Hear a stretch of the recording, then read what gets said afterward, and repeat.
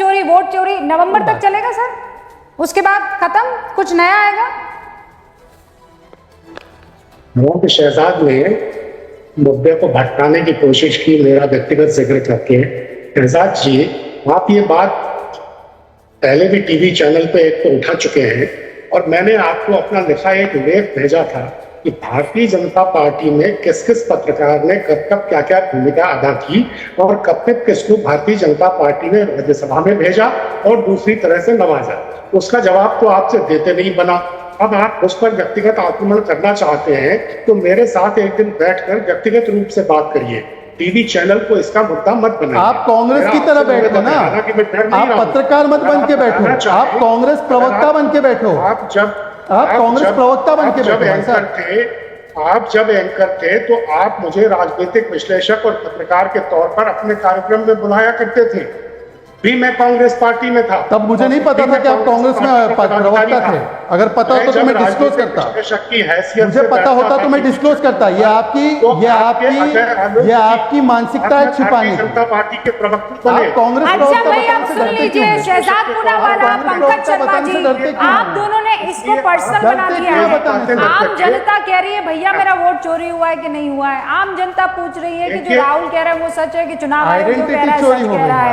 आप यहाँ पे और मैं पंकज जी के बारे में बता दूं, शहजाद पूनावाला राजनीतिक विश्लेषक के तौर पर बैठे हैं, ठीक है। मैं तो आपके थ्रू जो है, मैं आपके थ्रू कांग्रेस को यहाँ से रिक्वेस्ट भेज देती हूँ, आइए भैया, काहे नहीं आते हैं गूंज में, आए बैठे आपके साथ यहाँ पर डिबेट करें। कर रही हूँ मैं उनको, आज ही रिक्वेस्ट कर लेती हूँ। लीजिए, कांग्रेस का पक्ष रख के नहीं बैठे है ना। हाँ पंकज जी, पक्ष रख के बैठे ना, ये अच्छा आपने क्या किया। चलिए, अब मैं ये बहस इस बहस को मैं डर नहीं रहा हूँ। आप चाहें तो इसी बहस को हम आगे बढ़ा सकते हैं। नहीं सर, प्लीज कम बैक आज की बहस का मूल मुद्दा नहीं है। हाँ। इसलिए मैं अपने को विड्रॉ कर रहा हूँ, वरना मैं शहजाद पूनावाला जी को अच्छी तरह जवाब देना चाहता हूँ। खैर, मैं ये कह रहा हूँ कि ये वोट चोरी तक मसला क्यों पहुंचा निर्वाचन आयोग का। वोट चोरी के शब्द तक ये मसला इसलिए पहुंचा कि संसद में निर्वाचन आयोग की भूमिका पर बहस कराने से इनकार किया गया। कुछ नियम और सीमाएं जरूर हैं, लेकिन निर्वाचन आयोग के बारे में संसद में बहस हो सकती है। निर्वाचन आयोग के कामकाज पर, उसकी नीतियों पर, उसके प्रशासनिक मामलों पर चर्चा हो सकती है। चुनाव सुधार पर, मतदाता सूची पर, आयोग की नीतियों पर, निर्वाचन आयोग की नीतियों पर चर्चा हुई है और हो सकती है।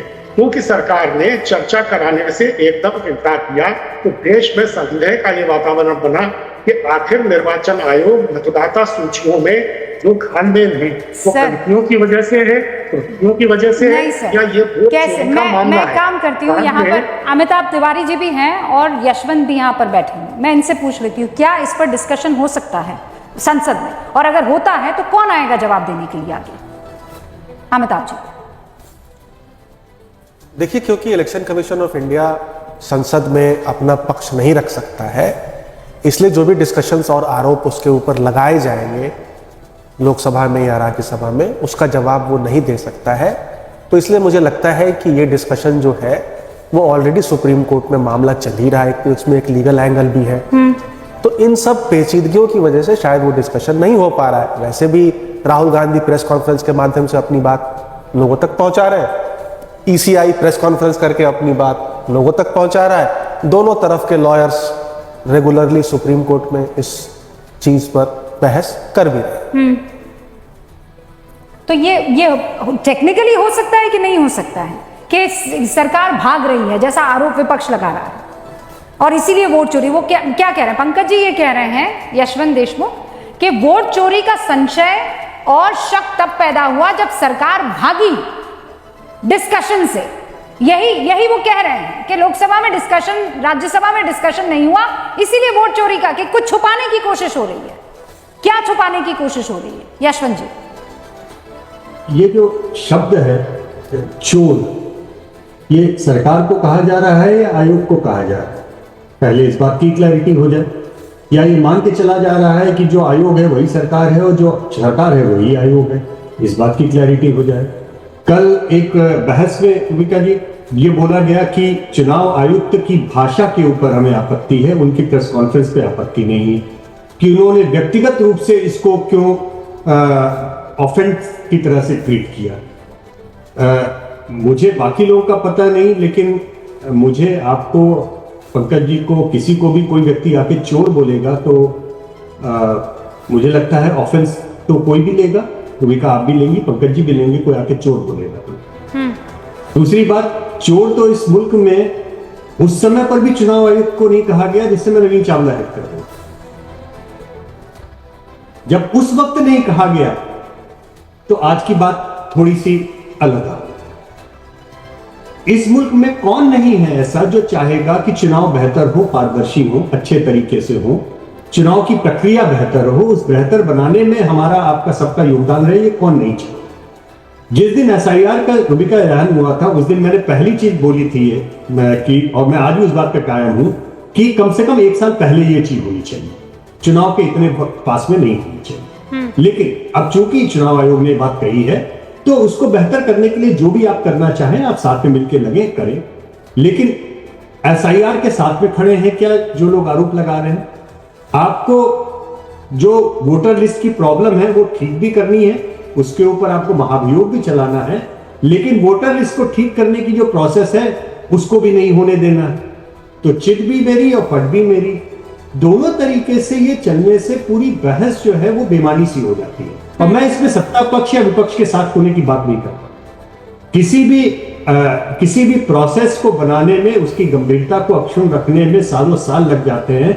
आप ये बताइए कि पिछले इतने सालों से पहले ईवीएम के ऊपर दंगल होता रहा, ईवीएम के ऊपर उन लोगों ने भी रूबिका सवाल उठाए जिन्होंने 70 में 67 सीटें जीती और पेचकस लेकर के ईवीएम की मशीन खोलने के लिए बोलते रहे कि ईवीएम गड़बड़।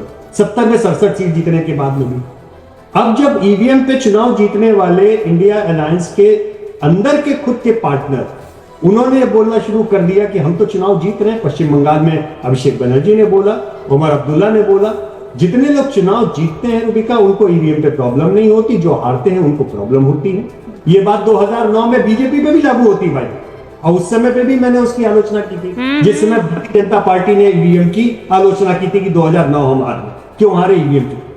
मेरा केवल यह कहना है, हार जीत आपकी अपनी जगह लगी रहती है, अपनी हार जीत को आप अपनी कवायद से, अपनी मेहनत से ठीक कीजिए।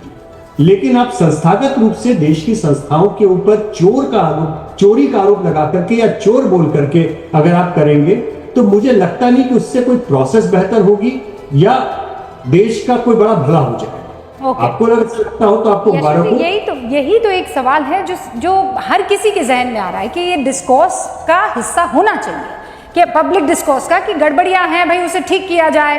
हम पर भी बहुत सारी जिम्मेदारी है आती है कि मान लीजिए अगर आप एक जगह से दूसरी जगह जा रहे हैं तो वहां आप एक जागरूक सिटीजन होने के नाते अपना नाम कटवाइए, और जहां पर आप वोटर बने हैं वहां पर आप जुड़वाइए। मतलब आपको भी जागरूक होना होगा, और ये 2 वे है।